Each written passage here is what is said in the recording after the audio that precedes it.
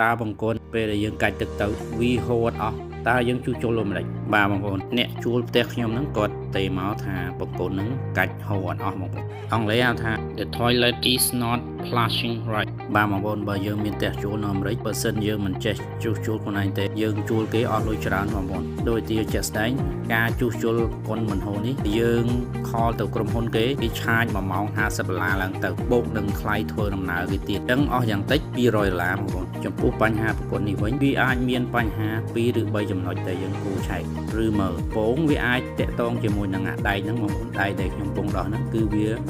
ធូរពេកនៅពេលដែលយើងកាច់ទឹកទៅវាអត់អស់ទេបងប្អូនអញ្ចឹងយើងត្រូវដោះដែកហ្នឹងយើងដាក់ឲ្យវាតឹងបន្តិចដើម្បីឲ្យកាច់ទឹកទៅទឹកហូរអស់បន្ទាប់យើងបន្តឹងដែកហ្នឹងហើយយើងអាចកាច់គឺតែវាមើលតើវាហូរអស់អត់បងប្អូនមុននឹងយើងសាកល្បងចំណុចទី2ចំណុចទី2ដែលយើងគួរពិនិត្យមើលគឺ level ទឹកមកយើងហៅថាកម្ពស់ទឹកឬក៏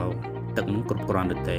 យើងយក screw driver ខ្មែរយើងហៅទូលវិសដើម្បីបន្ធូរវាឲ្យកម្ពស់ទឹកហ្នឹងវាឡើងខ្ពស់បន្តិចដើម្បីឲ្យវាមានទឹកគ្រប់គ្រាន់ឲ្យវាហូរខ្លាំងបងប្អូនហើយយើងអាចបន្ធូរវាចុះឡើងពីរដងដើម្បីឲ្យដឹងថាតើទឹកហ្នឹងគឺគ្រប់គ្រាន់ឬនៅចំណុចទី3ដែលយើងត្រូវត្រួតពិនិត្យគឺរុនប្រហោងសម្រាប់បង្ហូរទឹកចុះដោយបងប្អូនឃើញនៅក្នុងវីដេអូនេះខ្ញុំយក Train Waste Hair Clog Remover ខ្មែរយើងហៅថាប្រដាប់ចាក់សក់ឬក៏ឆ្កឹះសក់ឧបករណ៍ហ្នឹងយើងរកទិញនៅ Home Depot ឬក៏ Lowe's ហើយយើងយកវាទៅចាក់នៅក្នុងបង្គន់ដើម្បីឲ្យកំតិចឬក៏ស្នប់ដែលជាប់ច្រេះនៅក្នុងចានបង្គន់ហ្នឹងឲ្យវាចេញអស់ដើម្បីឲ្យទឹកចេញកាន់តែខ្លាំងហើយលឿនយើងចាក់ទៀតសោតយើងចាក់នៅគ្រប់រុនទាំងអស់បងប្អូនចាក់គ្រប់កន្លែងទាំងអស់នៅក្នុងចានបង្គន់ហ្នឹងដើម្បីឲ្យវាអស់តិចកំទីដែលវានៅសល់ជាប់នៅក្នុងហ្នឹងបងប្អូនតបយើងចាក់ឲ្យអស់យើងធ្វើតេស្តវាម្ដងទៀតហើយយើងរកឃើញថាទឹកហូរអត់ខ្លាំងធ្វើឲ្យបង្គន់ហូរអត់អស់វីដេអូមានប៉ុណ្ណឹងបើបងប្អូនចូលចិត្តសូមជួយ like និងជួយ share ផងបងប្អូនជួបគ្នាក្នុងវីដេអូក្រោយ